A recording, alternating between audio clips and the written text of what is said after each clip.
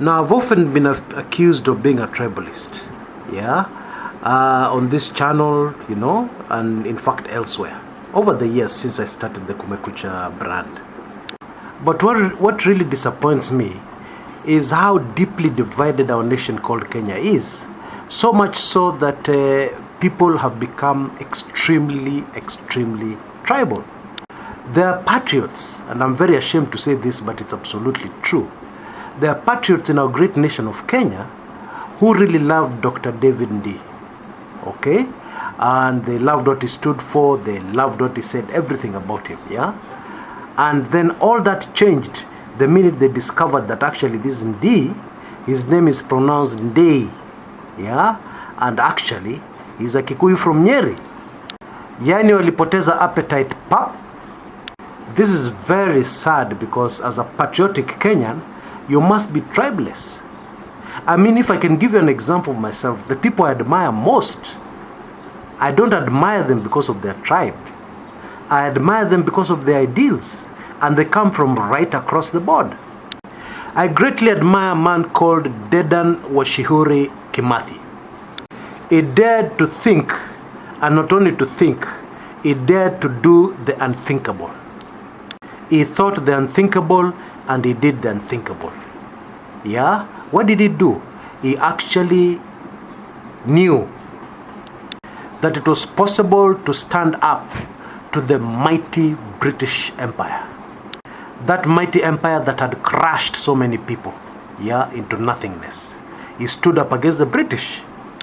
He of course ended up being hanged at Kamiti prison, yes, and he ended up dying a very disappointed, disillusioned man, yeah, mostly because he had been betrayed by one of his own, yeah, one of the people he trusted actually betrayed him and delivered him into the hands of his enemies, okay?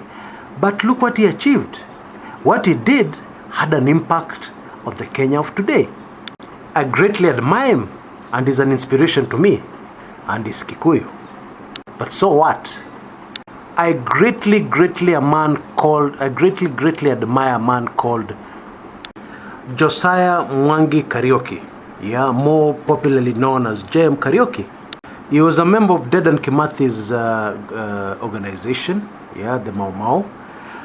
But at independence, he found himself right at the forefront of our politics.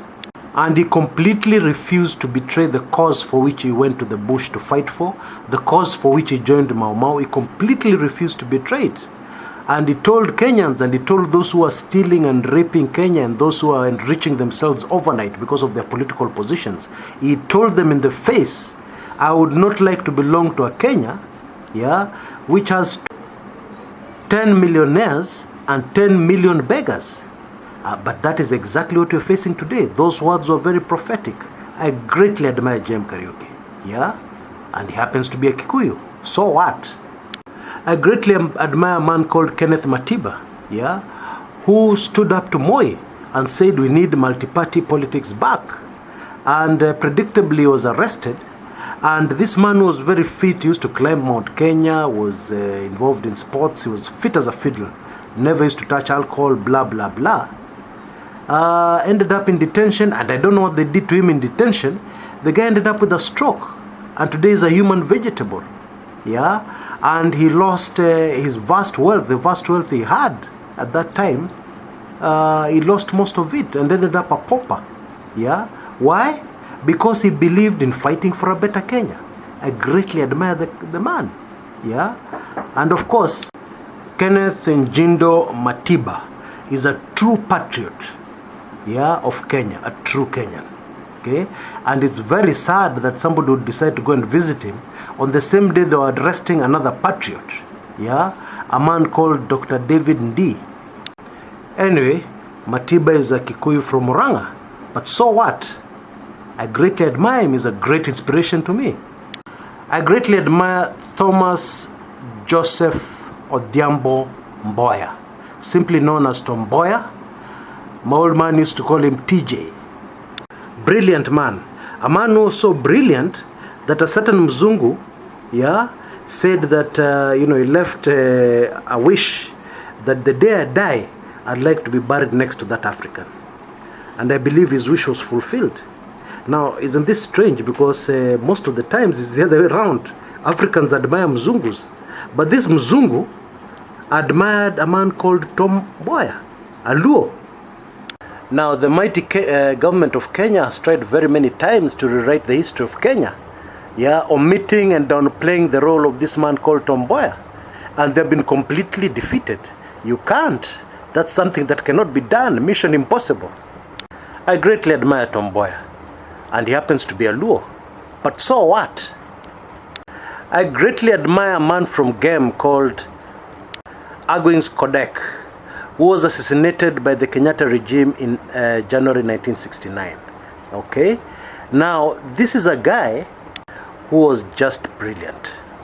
Now, I see even today there are a lot of Kenyans I meet in the country and even out of the country who greatly admire Mzungus.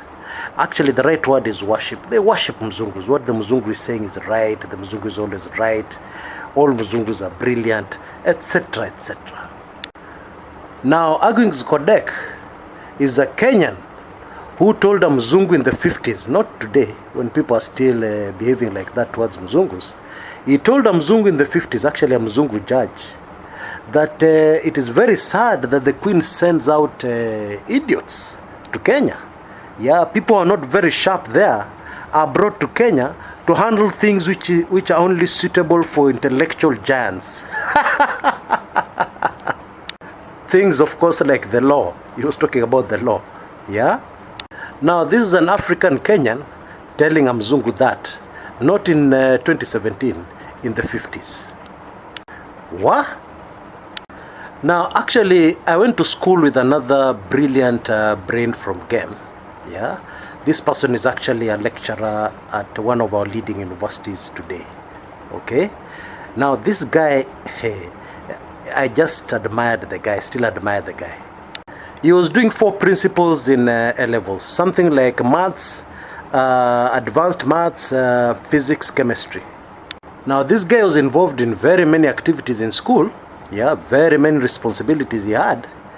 But when the results came out, his A-level results looked like primary school KCPE or CPE results.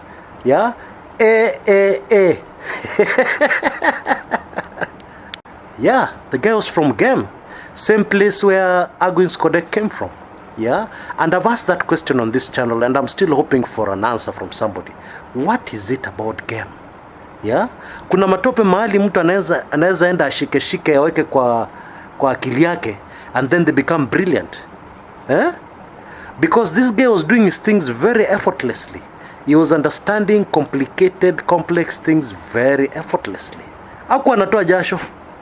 And after you've answered my question about GEM, maybe you'd be kind enough also to answer my question about Luo Nyanza. Why are these guys so brilliant? Go to any graduation and during sciences, engineering, all these tough courses, medicine, etc., etc., you'll just get bored. Onyango Omolo, Okoth, Ouma. Gosh. I think if Almighty God gave me a chance to choose my tribe, I would have no hesitation. I'd like to be born a Luo. Apart from their brains, these guys are resilient. You cannot just wish them away. They're very resilient. You try and crush them, hawezi kukrashika. You try and completely destroy them politically, they're still there. You try this, they're still there. You massacre them, they're still there. Hey! And most of all, I love their music. And let's not even go to their women. Sorry folks, I got carried away there. Yeah? But I admire all communities in Kenya. Yeah?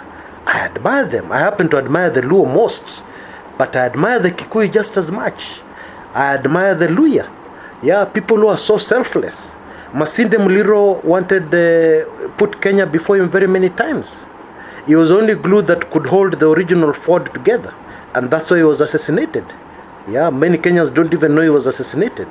Yeah, and it's very interesting from the same Luya community. We have people today like Musalia Mudavadi, who was actually the founder of NASA. Yeah, But he said in a football match, you can decide you're the captain, yes, or you can decide you're supposed to score, but there's somebody else in a better position to score, so you pass the ball on to him. That's what he said, and he passed the ball on to Raila Odinga. The Luhya community have voted without hesitation for any tribe in Kenya. The Luhya, I put it to you that the Luhya community are the most tribeless community in Kenya. If we had 5-6 communities who behave like the Luhya, Kenya would be very far. But I don't want to comment so much about the Luhya because actually I have some Luhya blood, yeah? But that's a story for another day. But I hope you got me right, eh? I have some Luhya blood. I'm not a Luhya, but one of my parents was a Luhya. Okay? Anyway, in all this ranting, my message is very simple. You patriotic Kenyans sitting out there, become tribeless like yesterday. Forget this tribal nonsense, which a few people are using to divide us, yeah, so that they could have an advantage in politics. You remove tribalism from Kenya, most politicians would not know how to get their way to get elected. How will they get elected? They have no idea. They have no good programs that will improve the country. They have nothing between the ears, in short, except tribalism. Tribalism is all they have to use to get political power. Hawana kitu ingine. So stop being used like pawns, yeah, and stop dismissing people just because they belong to tribe A or tribe B. Yeah, you really admire somebody, then you discover, this guy kumbe is a Kikuyu. Yeah, like you really admire Chris Kumekucha, then tomorrow you discover Chris Kumekucha is a Kikuyu. Unapoteza appetite. What? Why? Judge a person for what he is, not what tribe he is. Until next time, this is Chris Kumekucha.